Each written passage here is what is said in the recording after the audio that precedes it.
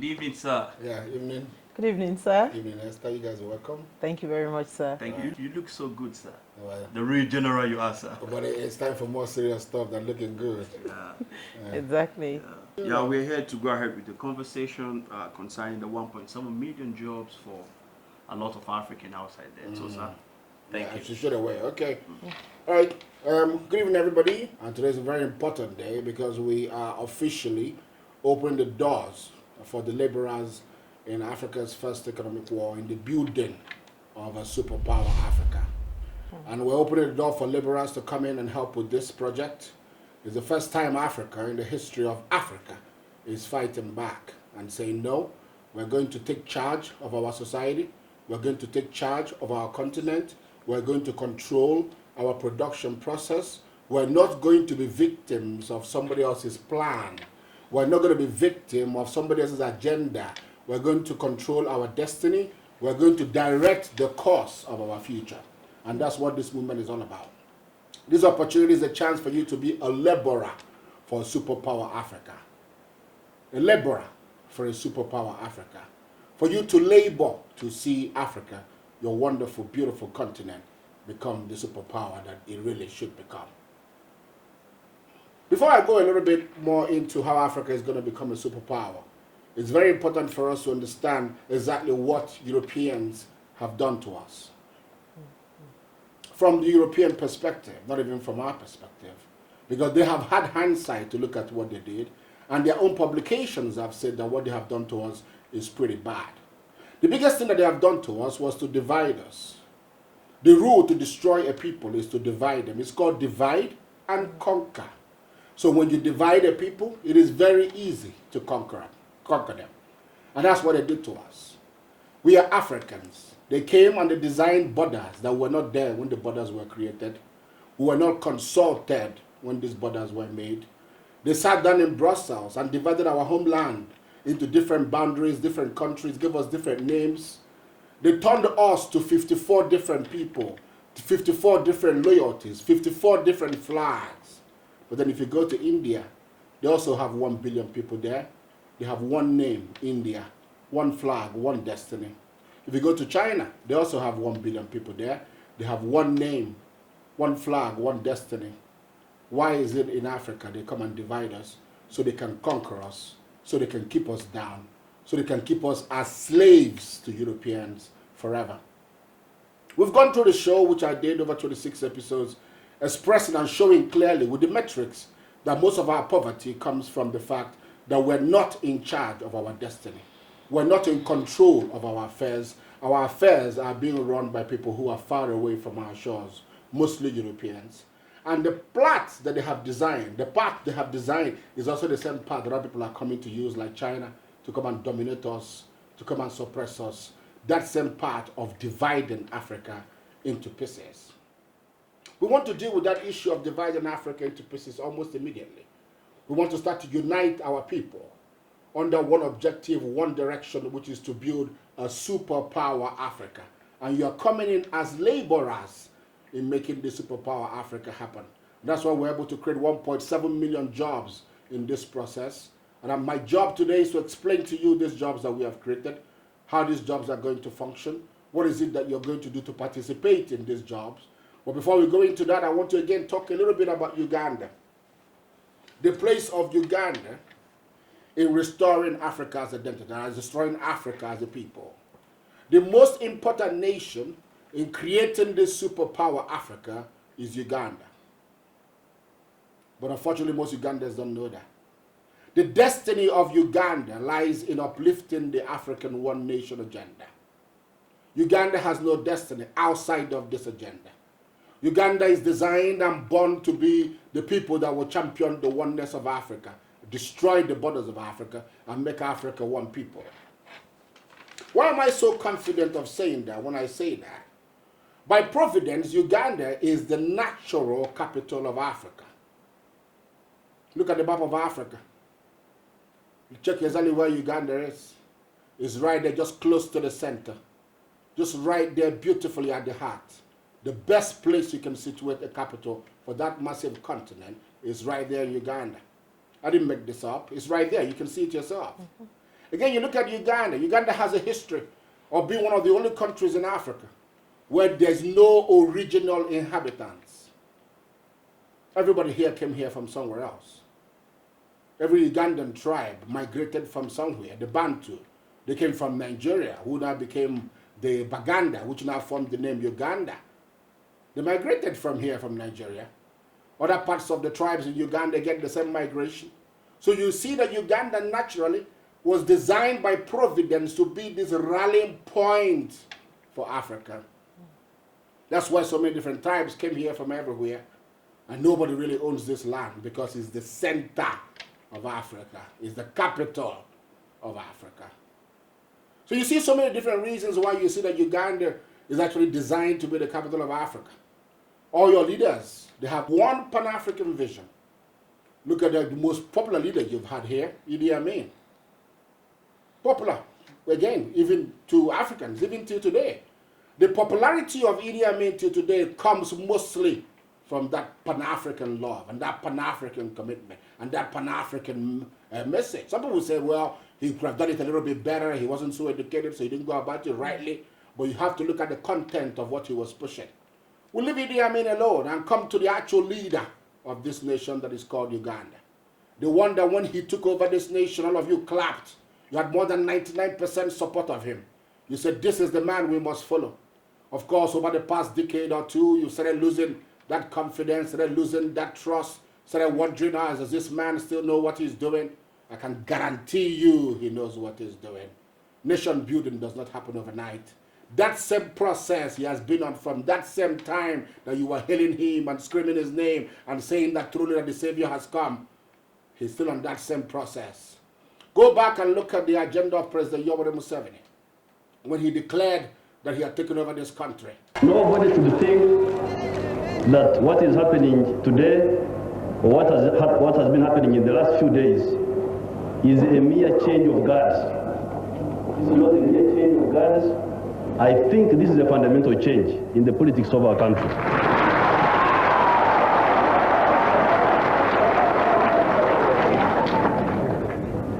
Because in Africa we have seen so much change that change has become meaningless. It's no longer change but merely turmoil.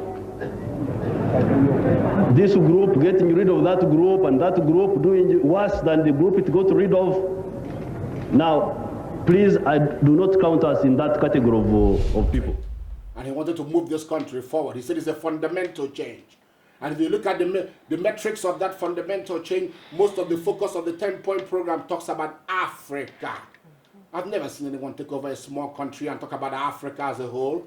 But that's because that is the vision that he saw. That is the vision that the Lord gave to him to make Uganda the rallying point for the rest of Africa. For Uganda to be Africa's capital, the home of Africa. Uganda is designed to lead Africa. Again, you're the only country that have admitted over 1 million refugees. Who does that? Who admits 1 million refugees? You're the most hospitable people. You're the most receptive people. So your destiny lies in Africa. Your destiny lies in Pan-Africanism. Your destiny lies in promoting Africa. We came here for other reasons. We didn't come here for allowances. We were in South Sudan. We didn't get a single allowance in South Sudan. The soldiers who have been in Central African Republic have never gotten a single allowance.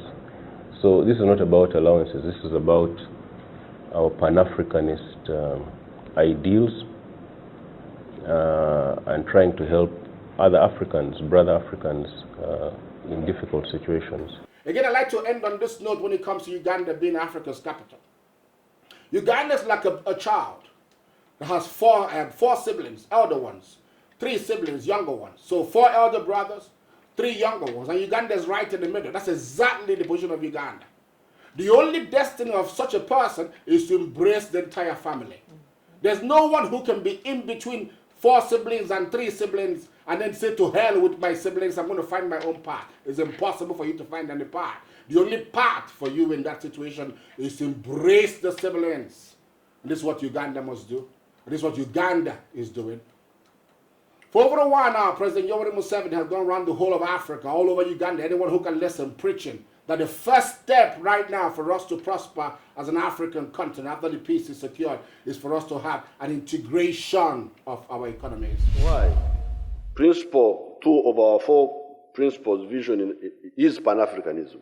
We believe in Pan-Africanism because it is Pan-Africanism that can help us to be prosperous. Our Pan-Africanism, in addition to the linkages and similarities of our people already described, okay, we are one people, we are linked, that's number one.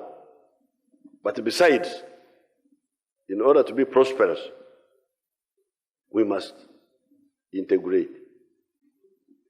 Our Pan-Africanism, in addition to the linkages and similarities of our people already described, is founded on the need for a framework for our sustained prosperity and that of our brothers and sisters in the Great Lakes. If Africa does not integrate, there is no way we can sustainably ensure our prosperity, because even the route of exporting to the international markets will in the end depend on the size of our own market. If you don't have a strong, credible market of your own, you are just there, Uganda, 35 million people. Why should anybody pay attention to you? Regional integration, the president. This is the greatest leader we have now. This is the one who carries us from the old, bringing us now to this point, this century. So we must listen to what he's saying. And he's saying that we need to have regional integration, meaning we need to get our markets to become one. We need to make Africa become one market so we'll be able to sell. Those things you make in Uganda, you're creating jobs, you're trying to do this. It's not possible to create those things or manufacture those things without a market for them. And this is what the president keeps saying. If we have a big market in Africa, then there'll be more prosperity in Uganda because of the larger African market. Now, we want to go into some of the basic points of Uganda embracing the big vision. The vision of Uganda spearheading the idea of Africa becoming one nation. What is the benefit for Uganda as a country if Uganda champions this cause? But right now, let's look at Uganda. What cause is Uganda championing? There's no cause Uganda is championing. You're trying to borrow what people are championing. You're trying to copy Kenya when you're so different from Kenya. You need to listen what President Yoweri Museveni is saying to all of us here that live in Uganda. The Ugandan people, the people who have come to visit Uganda, that we must champion Pan-Africanism. We must champion the prospect of Africa becoming one. Uganda must be the ones bearing this light and shining this message that Africa is possible for Africa to be one nation, to have regional integration, for us to prosper as a people, for us to come together and defeat these people who have kept us in poverty for so long. This integration, which we talk about, is not just because we are Africans.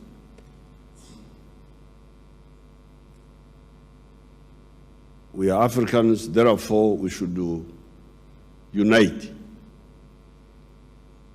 It is not just that.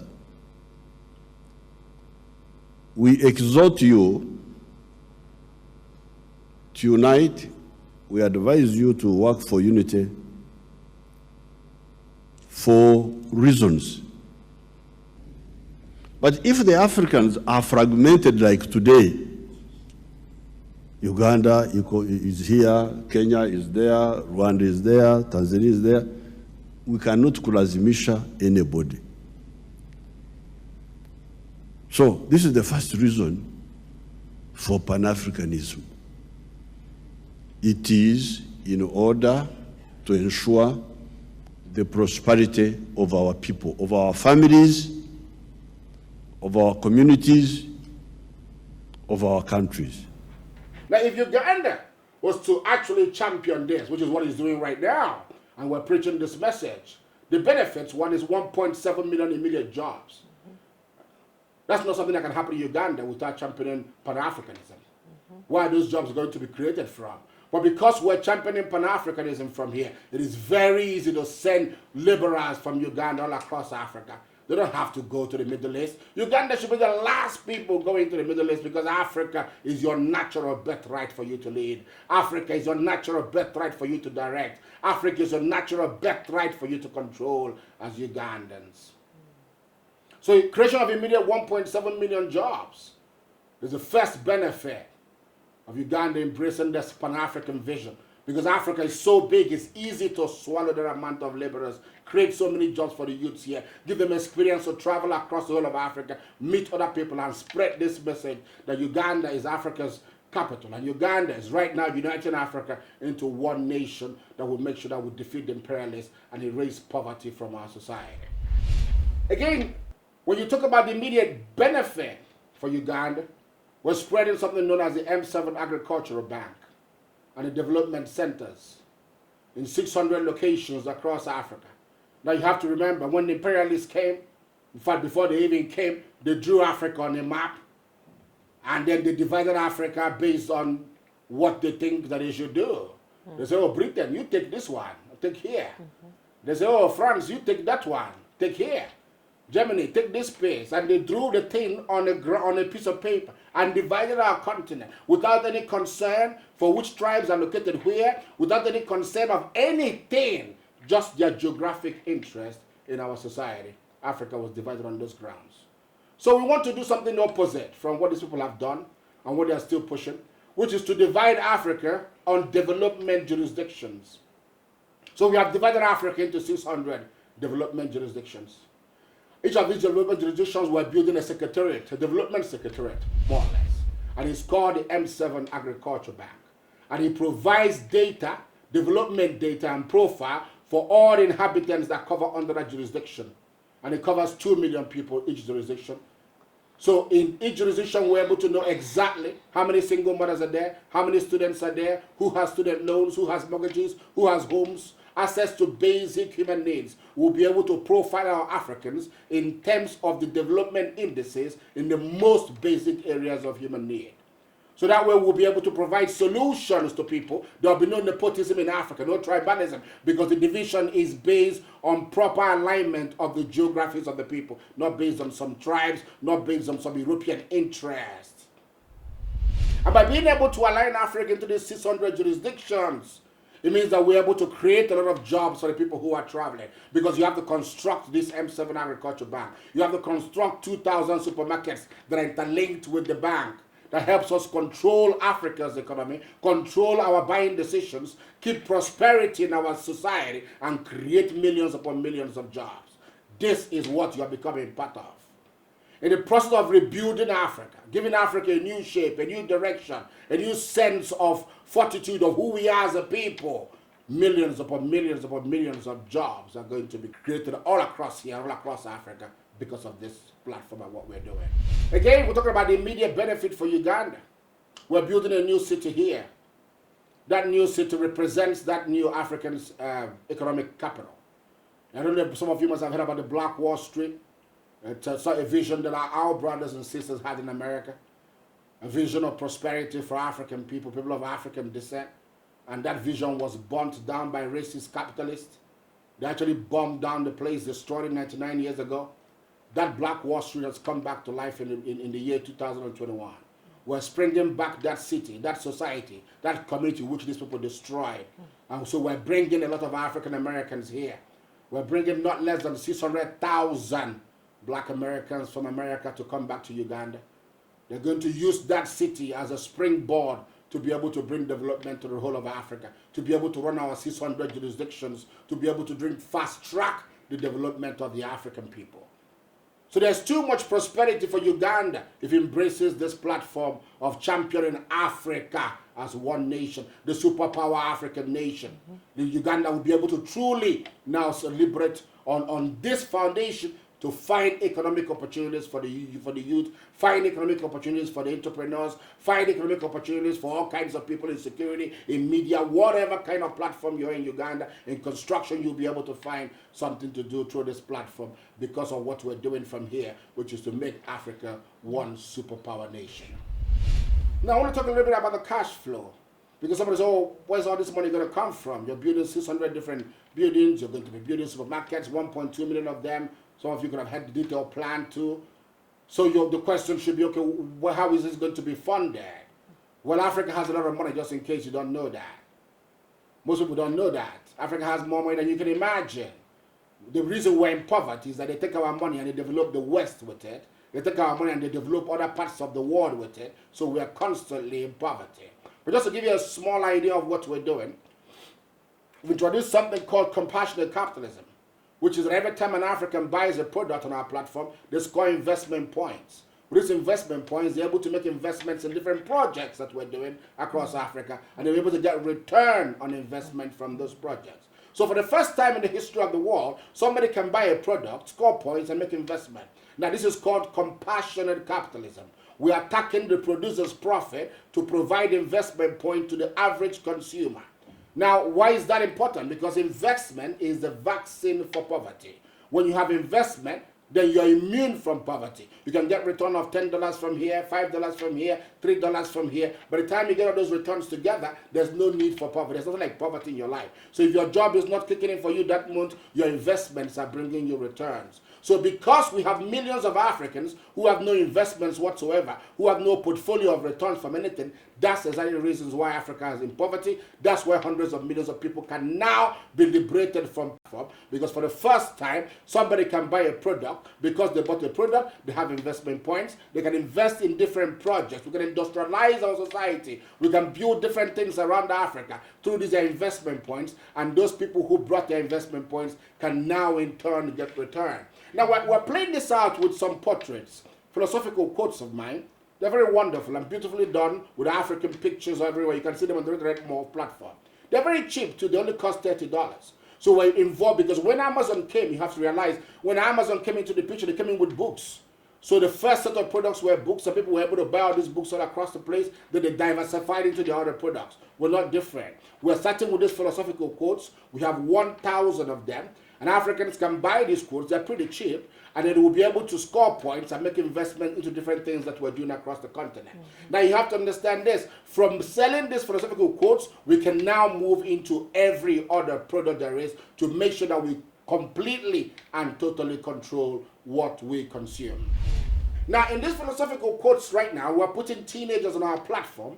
Now remember, African teenagers are the people in the world who have no job opportunities. So we have a teenagers employment movement where we have created opportunities for teenagers to earn some money and support their parents every single month. So these teenagers, as we're putting 7 million of them on our platform, they'll be the one teaching Africans about compassionate capitalism, spreading this message of compassionate capitalism, and the target is for them to help us to move 200 of these portraits each through that platform. We have our software where the teenagers can make video-based presentations to Africans, and Africans can understand this and participate in this revolution. Now, when they're doing that, we're projecting somewhere around $14 billion to come out of this project alone with the teenagers and the portraits. And then those investments will go towards job creation things in terms of elderly care homes we're building, hospitals we're building, and we'll be able to move towards controlling Africa's economy, because from the portraits, we also invested in phone manufacturing, TV manufacturing, our fashion we have to control. Everything that we consume, our desire is to make sure that we have total control of them. So that way, we destroy the capital flight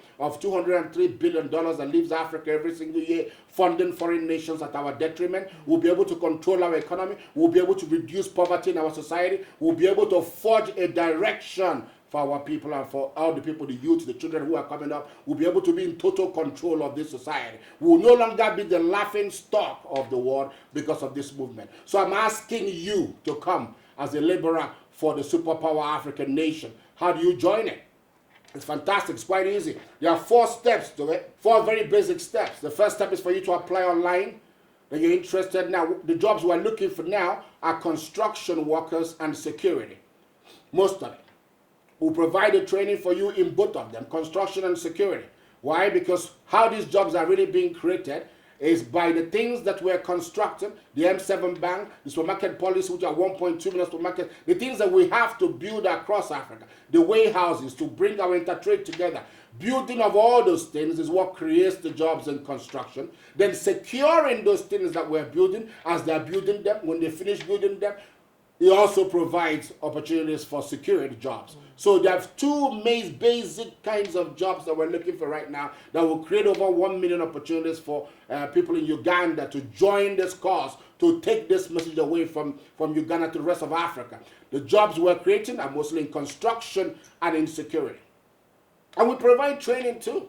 So it's not, oh, I don't know anything about construction. I don't know anything about security. That's exactly why those jobs are fantastic, because easily for you to be trained how to paint, how to do stuff, how to build. Easy, we provide you the trainings for that. You don't have to pay anything for these trainings. So we have 20 different locations in Uganda, which will be published on our site. Now, our staff who are working with us, the internal ones, the external ones, will contact you. The agents who are working with, recruitment agents, because we're working with 20,000 recruitment agents in Uganda alone. They'll be able to reach out to you, these recruitment agents. They'll be able to explain this opportunity to you much better. They'll help you to apply on the platform. That's the first thing you have to do, is to apply on the platform. As a project manager, you come under the project management team. Now, the project management team are the people who deal with construction and security related things.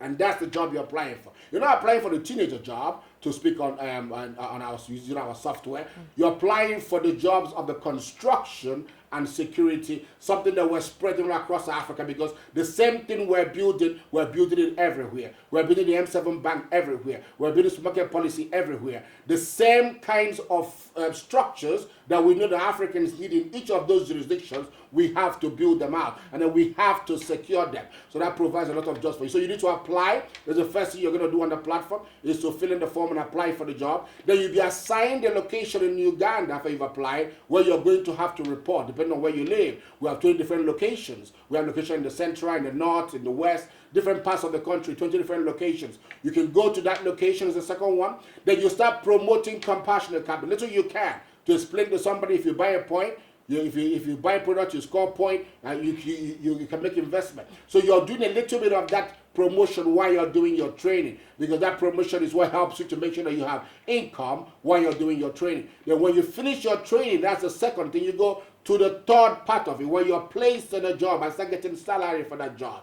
Then after that, you move to the fourth phase and the final phase, where you are now qualified to be posted to another place in Africa, because this first begins in those 20 locations in Uganda. The projects that are from those locations also spreads from those locations, like supermarket policies. 20,000 supermarkets have to be built here that can manage African-made products. So from the experience of having worked in those locations and whatever projects we're doing around them, you can now be posted into to go and do the work across Africa. So it's been my pleasure explaining to you the opportunity to work as a laborer to building the superpower African nation. And I urge you strongly to make sure that you become part of what we're doing. Join this platform, take on the job and the opportunity. You will be able to get paid different kinds of, depending on your way, on your level of skill training. So you come and say, what's your salary? The minimum is $150. But depending on your training, you can get over $500, $1,000, depending on your level of training. But understand that 1.7 million jobs are being created because Uganda is pushing the message of Pan-Africanism, a vision of President Yoweri Museveni for Africa to have an integrated economy. Join us. Let's make Africa a superpower nation. President Yoweri Museveni said a united East Africa and Africa at large is the best mode of ensuring the prosperity of the people of Uganda and Africa in general. The youth, let's develop Africa. Africa is the richest continent, especially this part of Africa. Here, our part. It is really one of the richest, one of the most beautiful parts of the world I have ever seen. What can ensure prosperity? That integration is the one which can ensure prosperity. Join us, let's make Uganda the capital of Africa. And on that note, I say, Africa first! Africa first! Africa first! Economic war! We are ready! I'm at the lounge right now with a wonderful personality called Mr. Williams Eze, who happens to be the Director of Corporate Communications with the Black Wall Street. And a particular word has been used again and again called Ubuntu. And I'm wondering, the chairman talked about compassionate capitalism, he's talking about the youth movement and a whole lot of things. So I would like you to throw more light on this word Ubuntu, how it relates to everything that we are doing in this organization. Thank you very much, Esther. You're welcome. Thank you, Africa. Africa is the cradle and the birthplace of the word Ubuntu. Ubuntu. Ubuntu. Ubuntu. Gabantu. It means I am because we are. Now, Ubuntu is a fundamental aspect of the African culture. Ubuntu is the ethos, the philosophy, and the spirituality of our humanity, as it were, in connecting to our oneness with one another and our oneness with divinity. Now, of course, the name Ubuntu originated from downside of Africa, that's the southern part of Africa. And of course, you know that Africa has about the highest number of ethnicity and tribes, as it were. And Africa, before now, as a one-nation continent, promoted a whole lot of diversities of movement from one part of the continent to the other. People migrated from the north, down to the south, and there were different kinds of movement. But they held something, very significant to them. That's the ethos that bound them together. And that is, I am because we are. And that is actually what Ubuntu means. Now, Ubuntu also promotes diversity. Now, Ubuntu creates both the foundation and the landscape by which you can actually explore the best of your potentials. But it doesn't do that at the expense of the another. The Ubuntu leverages another's potential while you can actually leverage on my own potential. We can actually express the potential of our divinity, and that's our oneness with God. Okay. Ubuntu is both selfless, and at the same time, it actually promotes the benefit of another. Okay. So it's kind of brings us together as one, with God, with one another, and with creation. Now, of course, you understand that most economies have an underlying philosophy that drives it. For instance, capitalism has a philosophy that drives it. Now, we believe that, unlike capitalism, the compassionate capitalism, which we believe is original to Africa, is going to be driven by that spirituality we call Ubuntu.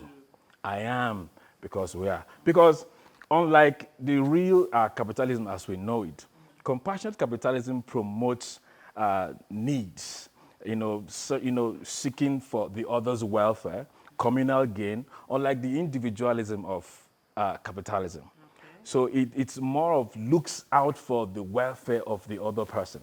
So we believe that this is the foundation that would drive and power this economy we call compassionate capitalism. Okay. It is going to rest on that foundation we call Ubuntu. Okay. Ubuntu, the spirit that binds us together, that says, I am because we are. And we believe that it is this spirituality of Africans that will drive this economy, which we call compassionate capitalism, that brings the whole activities of the youth, the movement of the youth, and of course, in the dreams of one of the founding fathers of Pan-Africanism, that Desmond Tutu, he said he saw a new world. And in compassionate capitalism, we see a new world of compassionate capitalism that Africa will preach as a superpower to the rest of humanity, to the rest of creation. And our driving force is that word, Ubuntu. I am because we are. Thank you very much. My name is Clifford Mugumya Kabananuche, a proud youth board executive of the Real People Power Movement in Uganda. It's a Pan-African movement that was established by our chairman, Mr. Charles N. Lambert. And the essence of the Real People Power Movement, contrary to the other people power you've always heard about, is not all about only securing our future, but communicating, spreading the gospel of promoting economic independence here in Uganda. So my fellow youth that I've been with here through the workshop and the trainings that we have been for the past 3 days, we have learned a lot. And the major essence of the Real People Power Movement in Uganda, like it is written on my t-shirt here, is securing jobs and investment returns through our buying decisions. So really, don't lose this great opportunity through joining people, the real people power movement. Time is now, please. First and foremost, me, I have no friend. No one can come up and say he's my friend. No, I only focus on my mind. So now most youth in Uganda have concentrated on their friends and looking after their bodies, which has destroyed them. The most and good advice and mentorship I would give to these youth is just acquiring a lot of content. That is what their mind deserves and desires right now. If they get a lot of content and knowledge, they will have power to join the struggle of the real people power, where we have to fight this economic war down. So I encourage my fellow youth to have a lot of content and knowledge in this economic war, and then we shall move to the destiny design. I feel privileged to be part of this organization because apparently some of us, like me, literally, have not had that platform before. Like literally, I feel I have to empower other people to get into the direction in which I am in now. Because apparently the director has promised us we are moving Africa to, where we shall find the agriculture. First and foremost, me currently as a person, I've literally not moved many countries. I've literally gone like to Uganda, and I've been in Uganda and I've gone to Kenya. So literally I don't know other countries. So if I get this privilege that I can move to other different countries, it would be a pleasure for me. My experience with the chairman, Charles, it has been an amazing time, an awesome experience. Okay. It has taught me that love for your country, you have to learn to embrace your people and your culture. It has taught me to always have confidence in your country and your leaders, and it has also helped me to boost up my energy. It has empowered me, and it has taught me destruction leads to failure. So I've learned to put aside whatever distracts me, because it won't lead me anywhere. I encourage the youth female out there that we are a gender-based balanced. Okay. You shouldn't let the men leaders, even as you have a place in the community. So I encourage everyone out there, the ladies, please come out and support your country, because with this real power people movement, everything is possible and shall lead our country from the economic quality we're undergoing through.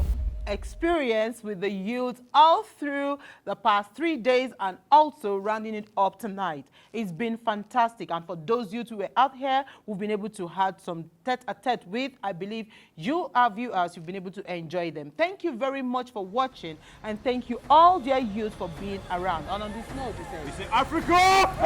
Africa! Africa! Economic war! We are ready!